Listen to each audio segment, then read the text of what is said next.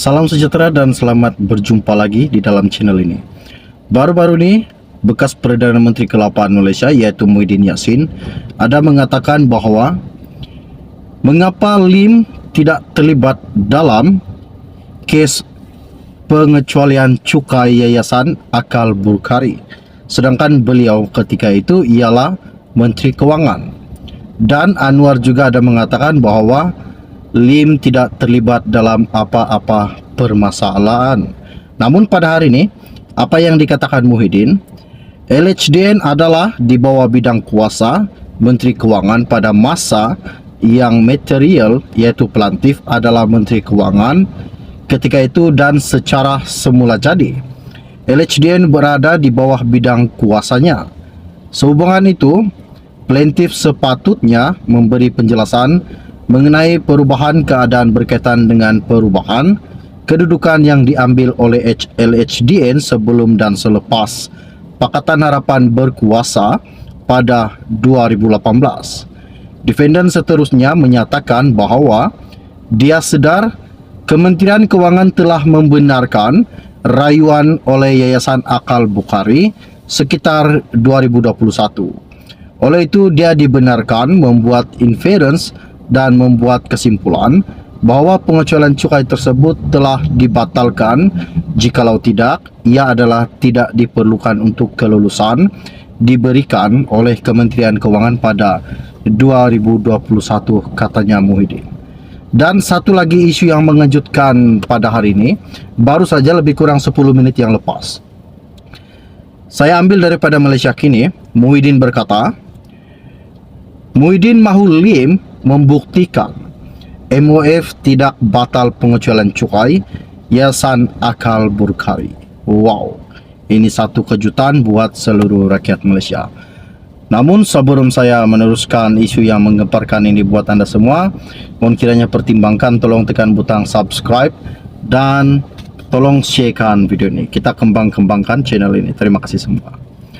Baru-baru ini di dalam media ini mengatakan bekas Perdana Menteri yaitu Muhyiddin Yassin mahu Lim Guang Eng mengemukakan bukti di mahkamah bahawa Kementerian Kewangan tidak membatalkan status pengecualian cukai ke atas Yayasan Akal Bukhari.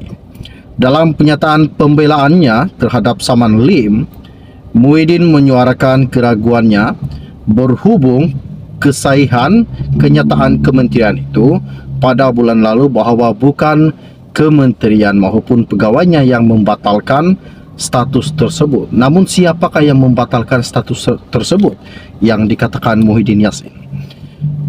Katanya Muhyiddin, kecuali bahawa Kementerian Kewangan pada 23 Mac 2023 telah membuat kenyataan media yang menyatakan bahawa bukan sahaja mantan Menteri Kewangan bahkan pegawainya tidak membatalkan pengecualian cukai yang diberikan kepada Yayasan Akal Bukhari.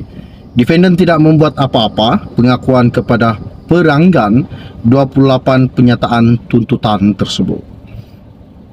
Malah, defendant menafikan kebolehan kepercayaan kenyataan yang dibuat oleh Kementerian Kewangan pada 23 Mac 2023. Siapakah Menteri Kewangan yang dikatakan Muhyiddin Yassin dan meletakkan plaintiff atas beban pembuktian yang kukuh?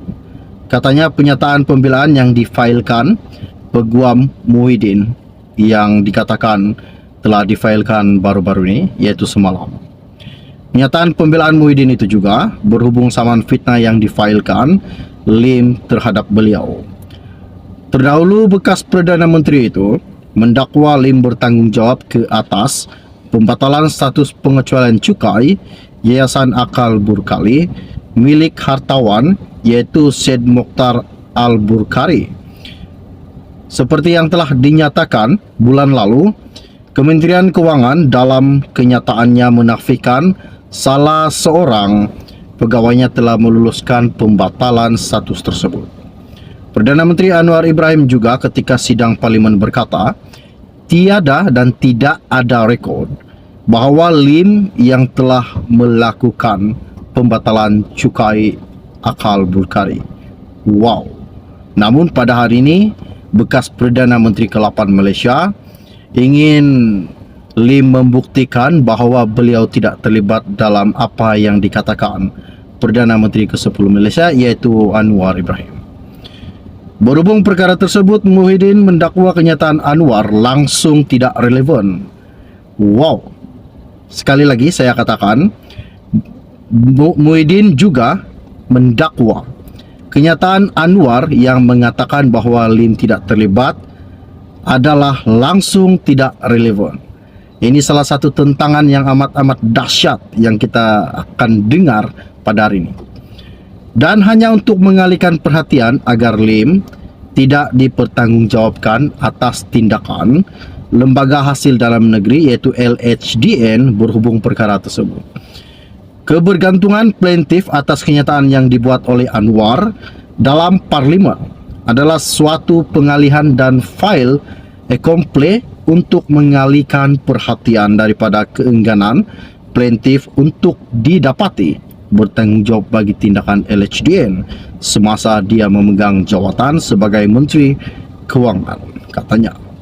Muhyiddin juga berkata dia membuat kesimpulan tersebut berdasarkan surat yang diterima daripada Syed Mokhtar yang merayu terhadap keputusan pembatalan tersebut.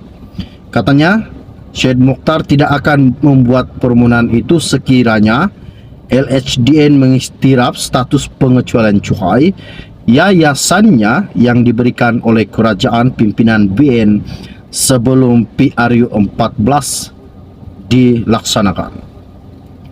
LHDN adalah di bawah bidang kuasa Menteri Kewangan pada masa yang material iaitu plaintiff adalah Menteri Kewangan ketika itu, dan secara semula jadi LHDN berada di bawah bidang kuasanya.